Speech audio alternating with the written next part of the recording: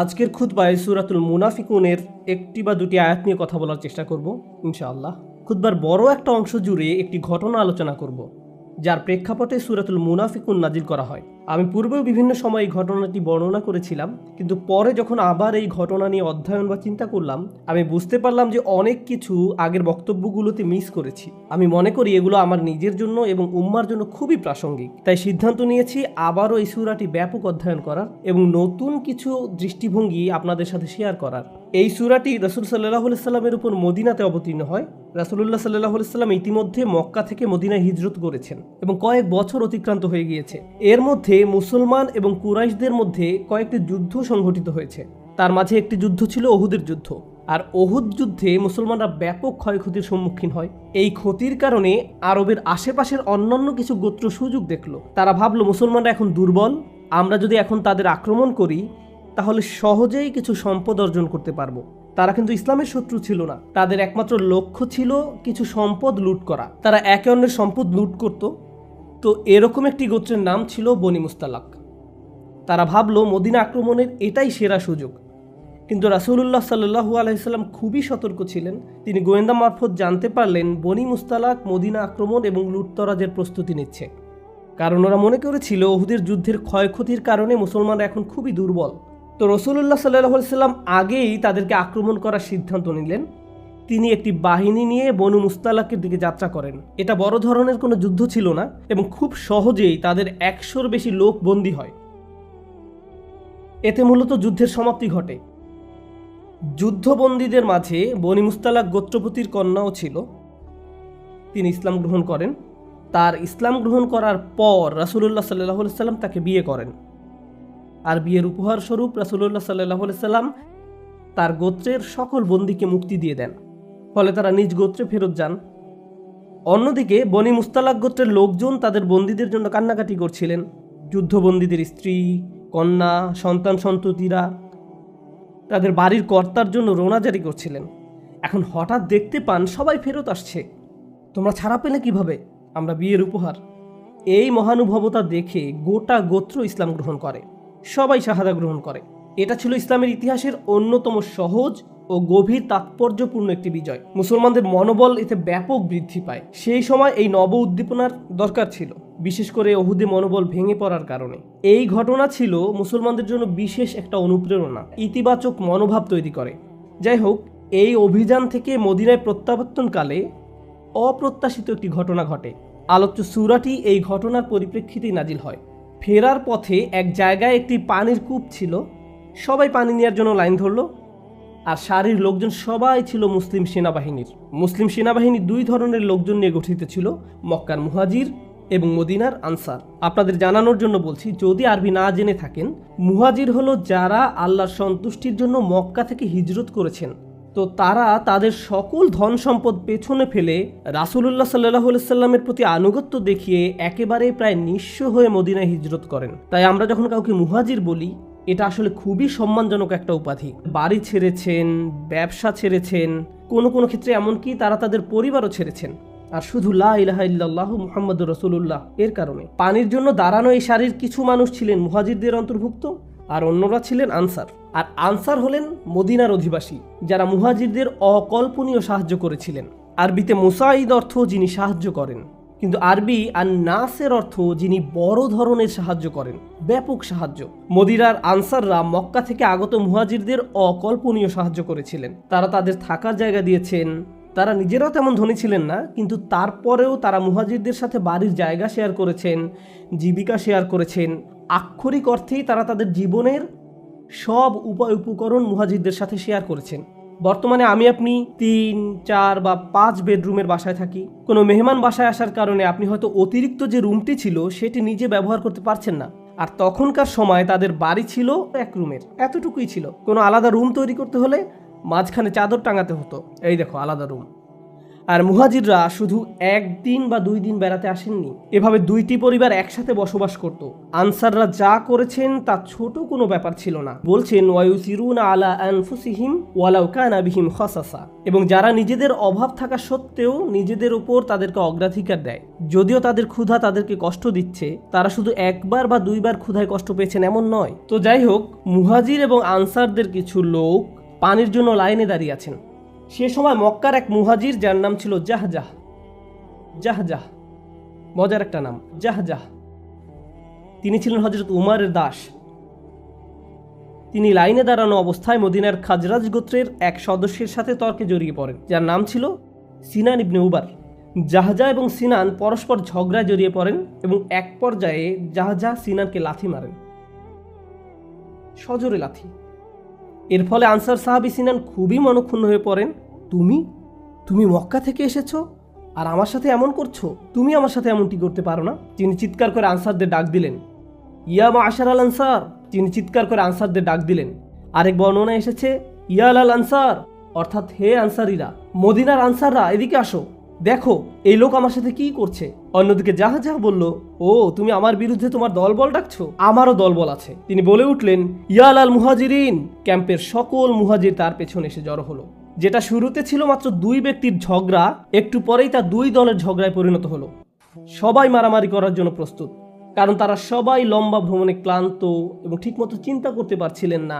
আলোচনা সামনে আগানোর পূর্বে এই ব্যাপারটাতে একটু ফোকাস করতে চাই। কোত্থেকে এর উদয় হলো? যখন আপনি লা ইলাহা ইল্লাল্লাহ বলেন, আপনার জাতীয়তা এখন আর মুখ্য কোনো বিষয় নয়। আপনি কোন গোত্রের সেটাও মুখ্য বিষয় নয়। আপনি কোন ভাষায় কথা বলেন তাও মুখ্য বিষয় নয়। এখন অন্য একজন মানুষের সাথে আপনার সম্পর্ক নির্ধারিত হয় এই সব কিছুর চাইতেও গুরুত্বপূর্ণ একটি বিষয় দিয়ে, তা হলো লা ইলাহা ইল্লাল্লাহ। আর সাহাবারা এটা জানতেন। ব্যাপারটা এমন নয় যে তারা বুঝতেন না। অন্য একজন মুসলমানের সাথে আমাদের যে ঈমানের বন্ধন রয়েছে, সেটাই আমাদের জীবনের একমাত্র বন্ধন নয়। আমাদের গোত্রীয় বন্ধন রয়েছে, দেশ হিসাবে আমাদের একটি পরিচয় আছে, আমাদের ভাষাগত এবং জাতিগত পরিচয় রয়েছে। এখন আপনি যদি বাংলাদেশি হয়ে থাকেন আর একজন বাংলাদেশি আপনার কাছে এসে বসে এবং আপনারা দুজন কথা বলতে শুরু করেন, এতে কোনো সমস্যা নেই, কারণ ভাষাগত দিক থেকে আপনাদের মাঝে একটা বন্ধন রয়েছে, এটা প্রাকৃতিক।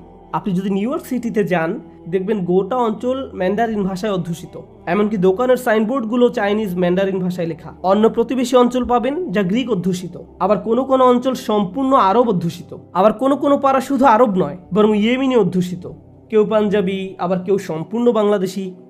এমনটা হয় কারণ প্রকৃতিগতভাবে মানুষ পরিচিত মানুষদের কাছাকাছি থাকতে পছন্দ করে। আমরা মানুষ, তাই এমন আচরণ করি। আল্লাহ আমাদের এভাবে তৈরি করেছেন। ওয়াজআলনাকুম শুউবান ওয়া ক্বাবাইলা লিতাআরাফু। তিনি তোমাদের জাতি এবং গোত্রে বিভক্ত করেছেন যেন তোমরা একে অপরকে চিনতে পারো। এখন আমি আপনাদের যে ব্যাপারটার উপর ফোকাস করতে বলবো তা হলো, সে সময় ওই 2 জন সাহাবী যে নাম ধরে নিজ নিজ দলের লোকজনকে আহ্বান করেছিল, তা আসলে কোনো জাতিগত নাম ছিল না। এভাবে বলা হয়নি ইয়া আহলাল মক্কা বা ইয়া আহলাল ইয়াসরিব, হে মক্কার মানুষেরা বা মদিনার মানুষেরা। তারা ব্যবহার করেছেন মুহাজিরিন এবং আনসার শব্দদ্বয়। জাতিগত উৎপত্তির সাথে কোনো সম্পর্ক নেই, জাতীয়তার সাথেও এর কোনো সম্পর্ক নেই।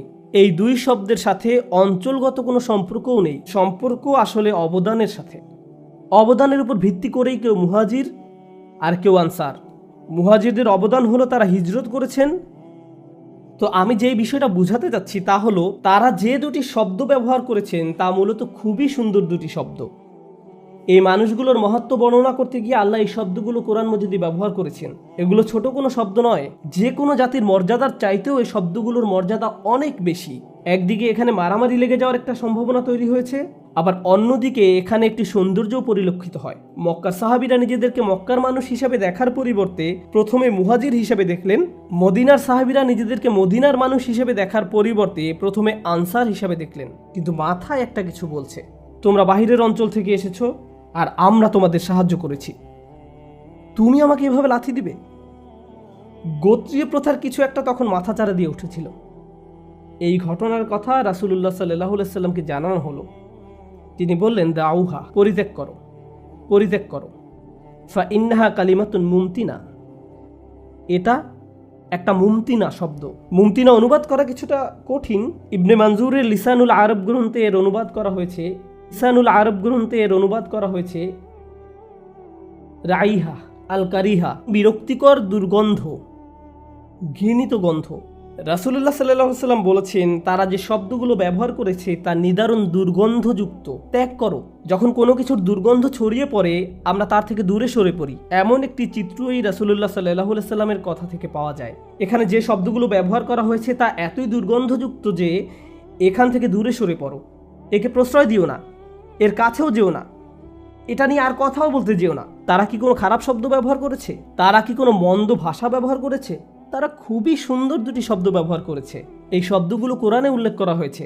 কোরআনে আল্লাহ তাআলা এই মানুষগুলোর প্রশংসা করেছেন, আর এগুলো কোরআনের সবচেয়ে সুন্দরতম উপায়ে ব্যবহার করা হয়েছে। কিন্তু তারপরও আল্লাহ রাসূল সাল্লাল্লাহু আলাইহি সাল্লাম এগুলোকে নিদারুণ দুর্গন্ধযুক্ত বলেন, যা থেকে তোমাদের দূরে সরে যাওয়া উচিত। এখান থেকে আমরা আমাদের দিন সম্পর্কে খুবই শক্তিশালী একটা ব্যাপার শিখছি। সেটা হলো শুধু ভালো শব্দের ব্যবহার নয়, বরং শব্দগুলো কোন নিয়তে ব্যবহার করা হচ্ছে। আপনি শ্রেষ্ঠ শব্দ ব্যবহার করতে পারেন, বরং শব্দগুলো কোন নিয়তে ব্যবহার করা হচ্ছে। আপনি শ্রেষ্ঠ শব্দ ব্যবহার করতে পারেন, কিন্তু এই শ্রেষ্ঠ শব্দ যখন বিভক্তি তৈরি করার কাজে ব্যবহার হয়, যখন এগুলো দিয়ে দলাদলির একটি ভাবধারা জাগিয়ে তোলা হয়, আমরা এইদিকে তোমরা ওইদিকে, এভাবে কোন্দল সৃষ্টি করা হয়, তখন শ্রেষ্ঠ শব্দও নিদারুণ দুর্গন্ধযুক্ত শব্দে পরিণত হতে পারে। বরং এই শব্দগুলো উচ্চারণের পেছনে কি কারণ বর্তমান ছিল তাও গুরুত্বপূর্ণ। আমাদের বোঝার জন্য বলছি, বিভিন্নভাবে আলহামদুলিল্লাহ বলা যায়। কেউ আপনাকে জিজ্ঞেস করলো দিনকাল কেমন যাচ্ছে, সুন্দরভাবে বললেন আলহামদুলিল্লাহ। অন্য একদিন কেউ জিজ্ঞেস করলো দিনকাল কেমন যাচ্ছে, আমি অনেক সমস্যার মধ্যে দিয়ে যাচ্ছি, তারপরও আলহামদুলিল্লাহ বলা উচিত, আলহামদুলিল্লাহ। আপনি যখন কাউকে সালাম দিবেন তখন আপনার মাঝে কোনো বিতর্ক থাকে না। সালাম দেওয়ার মাধ্যমে আপনি আসলে বলছেন আমার এবং আপনার মাঝে শান্তি বজায় আছে, আর আমি আশা করি আপনার জীবনের সব কিছুতেই শান্তি বজায় থাকুক। আমি দোয়া করছি আল্লাহ আপনার উপর শান্তি বর্ষিত করুন, আমরা ভালো আছি এবং আমাদের মাঝে কোনো সমস্যা নেই।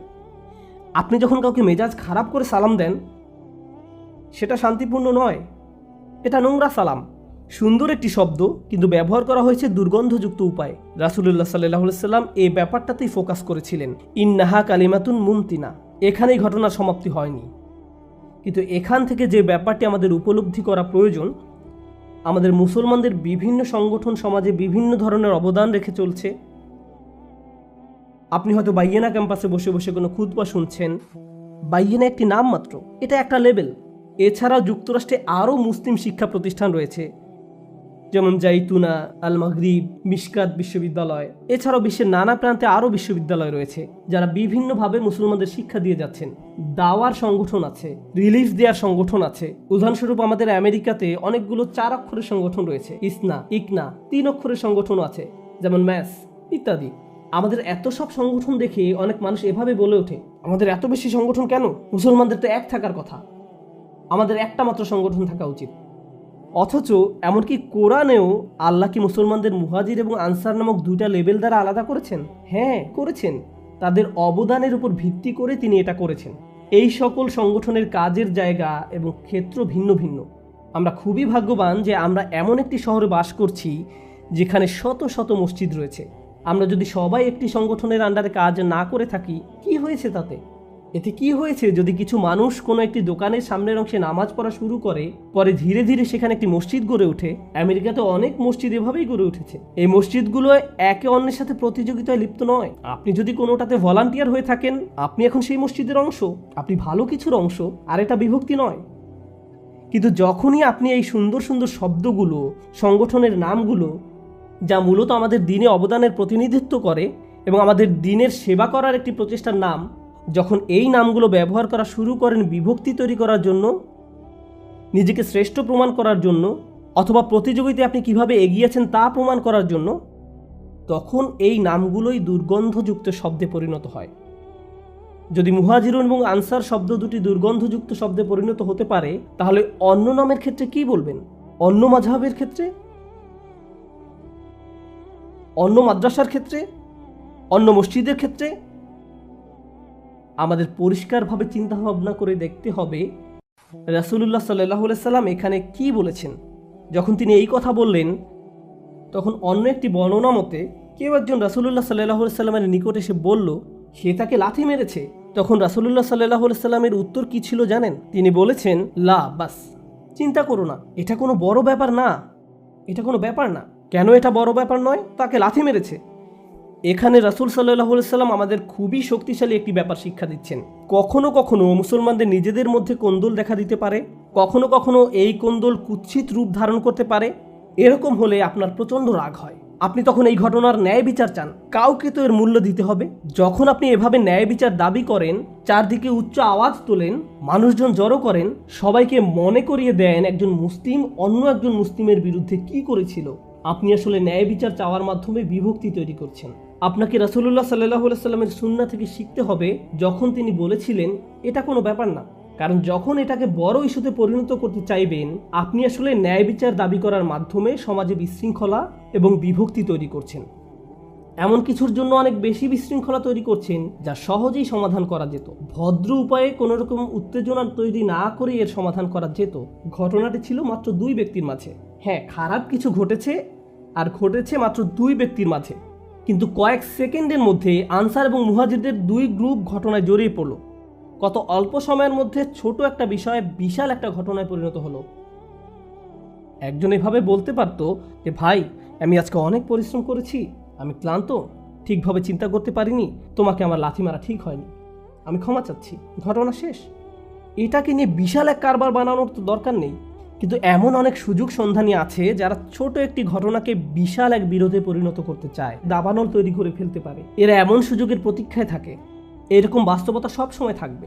এমন অনেক মানুষ আছে যারা মানসিকভাবে এতটা অসুস্থ যে এরা বিভিন্ন স্কলারদের আলোচনা শুনবে, তারপর কিছু বিষয়ে কয়েকজন আলেমের মাঝে মতানৈক্য খুঁজবে, এরপর উদ্দেশ্য প্রণোদিতভাবে একজনের কাছে গিয়ে আস্তে আস্তে করে বলবে, জানেন উনি তো আপনার অমুক কথার সাথে একমত নয়। এরা এমনটা করে কারণ এরা চায় দুজনের মাঝে ঝগড়া বেঁধে থাক। এদের নিকট এটা এক ধরনের অসুস্থ বিনোদন। এরা বক্সিং খেলার ফাইট দেখে আনন্দ পায় না। এরা আনন্দ উপভোগ করে মুসলমানদের 2 দলের মাঝে, 2 আলেমের মাঝে বিতর্ক দেখে, ঝগড়া দেখে। এটাই তাদের খেলা। এমন আচরণ বিকৃত রুচির পরিচয় বহন করে। এটা মানসিক অসুস্থতার পরিচয় বহন করে। এর থেকে বিরত থাকুন। যখন এই মারামারি বেঁধে যাওয়ার উপক্রম হলো, রাসূলুল্লাহ সাল্লাল্লাহু আলাইহি সাল্লাম মূলত পরিস্থিতি ঠান্ডা করার উপদেশ দিলেন। কিন্তু অন্যদিকে সুযোগ সন্ধানী মুনাফিক নেতা আব্দুল্লাহ ইবনে উবাই এই ঘটনার কথা জানতে পারল। স্পষ্টত সেও মুসলিম সৈন্যদলের অন্তর্ভুক্ত, তার শরীরে তো আর মুনাফিক লেখা নেই। সে এখানে সুযোগ দেখল।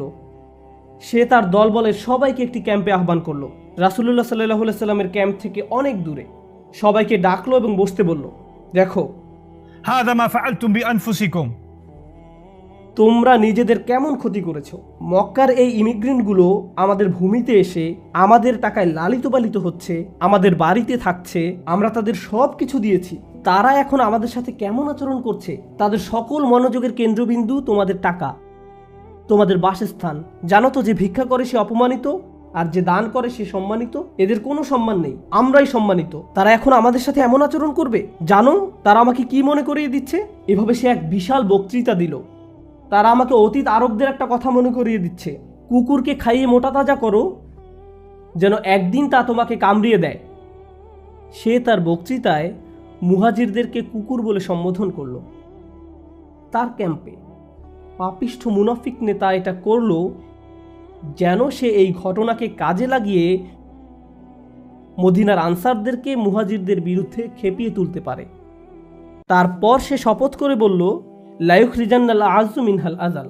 আমরা যদি মদিনায় প্রত্যাবর্তন করি তাহলে সম্মানীরা অবশ্যই হীনদেরকে বের করে দিবে। সে আল্লাহর নামে শপথ করে বলল, তোমরা যদি এদেরকে টাকা পয়সা দেওয়া বন্ধ করে দাও তাহলে দেখবে তারা অন্য কোথাও আশ্রয় খুঁজে নিবে। লা তুনফিকু আলা মান ইনদা রাসূলিল্লাহ হাত্তা ইয়ানফাদ্দু। তারা এখানে এসেছে শুধু তোমাদের টাকার জন্য, তারপর তোমাদের সাথে এমন ব্যবহার করে। সে এই বিষাক্ত বক্তৃতা দিল, তারা এখানে এসেছে শুধু তোমাদের টাকার জন্য। সে এই বিষাক্ত বক্তৃতা দিল। একদিকে রাসূলুল্লাহ সাল্লাল্লাহু আলাইহি সাল্লাম বলছেন, বাদ দাও, এটা একটা দুর্গন্ধযুক্ত শব্দ, এটা নিয়ে বাড়াবাড়ি করো না। আর পক্ষান্তরে এই লোকটা আগুনে তেল ঢালছে। সে চায় আগুন চারিদিকে ছড়িয়ে পড়ুক, কিন্তু সে জানতো না যে তার গোপন মিটিংয়ে একজন ছোট বালক বসে আছে। তিনি ছিলেন যায়েদ ইবনে আরকাম রাদিয়াল্লাহু তাআলা আনহু। 10-12 বছর বয়সের হবে তিনিও শ্রোতাদের মাঝে বসে আছেন। এই বিষাক্ত বক্তৃতার পুরোটা শুনলেন। তিনি তার চাচার কাছে ফিরে গেলেন এবং আব্দুল্লাহ ইবনে উবাই যা যা বলেছে সব কিছু তার নিকট বর্ণনা করলেন। তার চাচা রাসূল সাল্লাল্লাহু আলাইহি সাল্লামের ক্যাম্পে গেলেন। হযরত ওমরও সেখানে বসা ছিলেন। তিনি বললেন, আব্দুল্লাহ ইবনে উবাই অমুক অমুক কথা বলেছে। তোমাকে কে বলেছে? 10-11 বছর বয়সের জায়েদ। রাসূলুল্লাহ বলতে পারতেন, আচ্ছা, কিন্তু আমরা তো একটা বাচ্চার কথা বিশ্বাস করতে পারি না। না, তিনি কোনো প্রশ্ন করলেন না। জায়েদ বলেছে, ঠিক আছে। হযরত ওমর বললেন, আমি একজনকে চিনি, আম্মার। সে গোপনে তাদের ক্যাম্পে গিয়ে ইবনে উবাইয়ের মাথা কেটে ফেলতে পারবে। আপনি শুধু অনুমতি দিন, আমি এটা সামলাবো। এই কাজের জন্য সঠিক লোককে আমি চিনি। রাসূলুল্লাহ সাল্লাল্লাহু আলাইহি সাল্লাম বললেন, লা ইয়া ওমর, লা ইয়া ওমর, না হে ওমর, আমরা এমনটা করতে যাচ্ছি না। কারণ মানুষ বলা বলি করবে মুহাম্মদ তার নিজের লোকদের হত্যা করে। আলোচনা সামনে আগানোর পূর্বে একটা ব্যাপার পরিষ্কার হওয়া জরুরি। হযরত ওমর রাদিয়াল্লাহু তাআলা আনহু কেন হত্যা করার কথা বললেন? এটা কি বর্বর আচরণ নয়? যেমন খ্রিস্টানরা বলে থাকে শরিয়া ল মানুষকে খুন করার কথা বলে। একটি বিষয় এখানে বোঝার চেষ্টা করুন, সবাই এখানে একটি সেনাবাহিনীর অংশ হয়ে অভিযানে যোগদান করেছে। যখন কোনো সেনাবাহিনী অভিযানে যোগদান করে আর এমত অবস্থায় ভেতর থেকে কেউ বিভক্তি তৈরি করার প্রচেষ্টা চালায়, তখন তার কাজগুলো বড় ধরনের বিশ্বাসঘাতকতা এবং গোয়েন্দাবৃত্তি হিসেবে গণ্য করা হয়, যার শাস্তি হলো মৃত্যুদণ্ড। কারণ সে গোটা সেনাবাহিনীকে বিপদে ফেলছে। পৃথিবীর সব সেনাবাহিনীতে এই আইন মানা হয়, প্রাচীনকাল থেকে শুরু করে আজ পর্যন্ত। এমন আচরণকে বড় ধরনের বিশ্বাসঘাতকতা হিসেবে গণ্য করা হয়। তাই হযরত ওমর যখন তাকে হত্যা করার কথা বলছেন, তিনি কোনো ইসলামী আইন প্রয়োগের কথা বলছেন না। তিনি বলছেন বিশ্বাসঘাতকদের সাথে যে কোনো সেনাবাহিনীতে তো এমনই করা হয়। কিন্তু রাসূলুল্লাহ সাল্লাল্লাহু আলাইহি সাল্লাম বলছেন, না, আমরা এমনটা করব না ওমর। যদিও সে এই শাস্তি পাওয়ার যোগ্য ছিল, কেউ এতে কোনো আপত্তি জানাতো না, এটাই তো করার কথা। কিন্তু রাসূল সাল্লাল্লাহু আলাইহি সাল্লাম এমনটি করলেন না। তিনি ইবনে উবাইকে ডেকে পাঠালেন, তাকে ডাকো, দেখি সে কি বলে। ইবনে উবাই জানতো না যে রাসূলুল্লাহ সাল্লাল্লাহু আলাইহি সাল্লাম জেনে যাবেন। ইবনে উবাই রাসূলুল্লাহ সাল্লাল্লাহু আলাইহি সাল্লামের ক্যাম্পে আসলো, আর বালক জায়েদ ইবনে আরকাম রাদিয়াল্লাহু তাআলা আনহু ছিলেন ক্যাম্পের বাহিরে। তিনি জানতেন না যে ভেতরে কি হচ্ছে। আপনাদের মনে আছে তো, তার চাচা রাসূল সাল্লাল্লাহু আলাইহি সাল্লামের কাছে গিয়ে ব্যাপারটা বলেছিল। বালক জায়েদ জাননি। আব্দুল্লাহ ইবনে উবাই রাসূলুল্লাহ সাল্লাল্লাহু আলাইহি সাল্লামের কাছে গিয়ে উচ্চ আওয়াজে শপথের পর শপথ করে সবকিছু অস্বীকার করলো। আল্লাহি, কে আমার বিরুদ্ধে এই মিথ্যা রটিয়েছে? আমি বিশ্বাস করি আপনি আল্লাহর রাসূল। কেন আমি আপনার বিরুদ্ধে এমন কথা বলতে যাব? আমি কেন আমার ভাইদের বিরুদ্ধে এমন কিছু বলতে যাব? আমি কত ত্যাগ স্বীকার করেছি, আমি যুদ্ধ করতে এসেছি, আসিনি। আপনি কিভাবে আমাকে এমন প্রশ্ন করতে পারেন? আমার কথার উপর আপনি কার কথাকে প্রাধান্য দিচ্ছেন? আমি কি নিজেকে প্রমাণ করিনি? এভাবে রাসূল সাল্লাল্লাহু আলাইহি সাল্লামকে লেকচার দিতে লাগলো, তার গলার স্বর উঁচু করে। রাসূলুল্লাহ সাল্লাল্লাহু আলাইহি সাল্লাম বললেন, তুমি যেতে পারো, আমি আর কোনো ননসেন্স শুনতে চাই না, তুমি চলে যেতে পারো। তিনি তার সাথে তর্কে গেলেন না। আমরা এখানে অন্য কিছু শিখছি। এমন অনেক মানুষের সন্ধান পাবেন যারা সমস্যা তৈরি করবে, তারপর আপনি যখন তাদের এই ব্যাপারে প্রশ্ন করতে যাবেন, তারা চিৎকার চেঁচামেচি শুরু করবে, খুবই উচ্চস্বরে জবাব দিবে। আর যখন কেউ এভাবে উচ্চস্বরে কথা বলবে, তখন রাসূলুল্লাহ সাল্লাল্লাহু আলাইহি সাল্লামের সুন্নাহ কি? এটাই সুন্নাহ, তাকে যেতে দাও। ঠিক আছে, তুমি যেতে পারো। যখন রাসূল সাল্লাল্লাহু আলাইহি সাল্লাম তাকে চলে যেতে দিলেন, জায়েদ ইবনে আরকাম ছিলেন ক্যাম্পের বাহিরে। ইবনে উবাইকে চলে যেতে দেখে ভাবলেন, কি, তার কিছুই হয়নি? আমি তো বলেছি, তারপরেও তার কিছুই হয়নি। জায়েদ বর্ণনা করেন, আসাবানি হাম্মুন লাম ইউসিবনি কাত, মারাত্মক এক দুঃখ আমাকে আক্রান্ত করলো। আমি এই দিনের মতো জীবনে আর কোনোদিন এত দুঃখ ভরাক্রান্ত হইনি। তিনি বলেন, সাদ্দাকাহু রাসূলুল্লাহ ওয়া কাযাবানি, রাসূল সাল্লাল্লাহু আলাইহি সাল্লাম তার কথাকে সত্য মনে করলেন আর আমাকে মনে করলেন মিথ্যা। কারণ আমি তো একটি বাচ্চা ছেলে, তিনি আমাকে বিশ্বাস করেননি। কিন্তু এখানে আসল ব্যাপারটা তা নয়। আসল ব্যাপার হলো রাসূলুল্লাহ সাল্লাল্লাহু আলাইহি সাল্লাম জায়েদের কথা শোনা মাত্রই বিশ্বাস করেছিলেন, কিন্তু জায়েদ ব্যাপারটা জানতেন না। এরপর তিনি বলেন, আমি আমার তাঁবুতে ফিরে গেলাম এবং শুয়ে শুয়ে কাঁদতে লাগলাম। শিশুটি শুয়ে শুয়ে কাঁদতে লাগলো। এদিকে জায়েদের মনে কি হচ্ছে রাসূলুল্লাহ সাল্লাল্লাহু আলাইহি সাল্লাম তা জানতেন না। তারপর আল্লাহ সুবহানাহু ওয়া তাআলা সূরাতুল মুনাফিকুন অবতীর্ণ করেন। এই খুতবা সূরাতুল মুনাফিকুন নিয়ে আল্লাহ আযজা ওয়া জাল্লা সূরা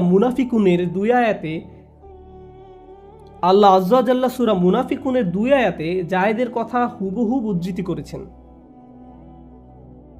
জায়েদ তার চাচার কাছে গিয়ে বলেন, তার চাচা রাসূল সাল্লাল্লাহু আলাইহি সাল্লামের কাছে গিয়ে বলেন, তারা বলেছে লা ইর রাজা'না ইলাল মাদিনাতি লা ইখরিজান্নাল আ'আযু মিনহাল আযাল। এটা হলো আব্দুল্লাহ ইবনে উবাইয়ের কথা।